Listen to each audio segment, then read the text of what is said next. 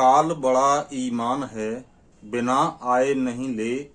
जो कहीं आ जाए रास्ते में तो घर नहीं जाने दे। इस संसार में लाखों लोग घर नहीं पहुंच पाते। हमारे भी कई साथी रास्ते में ही रह गए। ये घटनाएं काल्पनिक नहीं होती, सभी घटनाएं सुनियोजित होती हैं। इन घटनाओं को प्रकृति लंबे समय से मिलान करती है।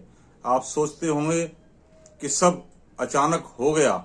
अचानक कुछ भी नहीं होता। आप कर्म करके भूल जाते हो, लेकिन प्रकृति नहीं भूलती।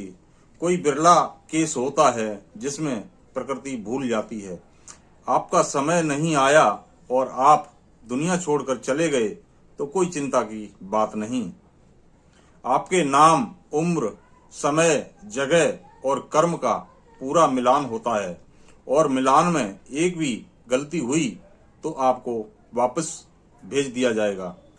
जिस व्यक्ति के साथ यह घटना घटती है उसको पूरा मंजर याद रहता है।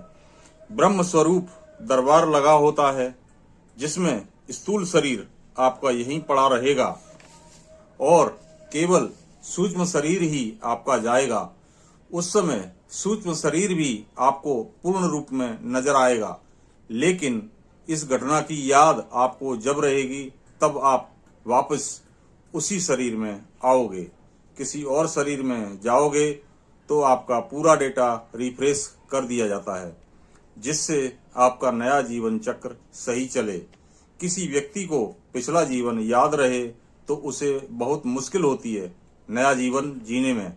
इसलिए प्रकृति का नियम है उसे भुलाने का, लेकिन भूल प्रकृति से भी हो जाती है। बिना उसकी मर्जी के तो आप आत्महत्या भी नहीं कर सकते, उसके लिए भी कड़ियां बनानी पड़ती हैं। इसी को अदृश्य न्याय कहते हैं। जय सच्चिदानंद।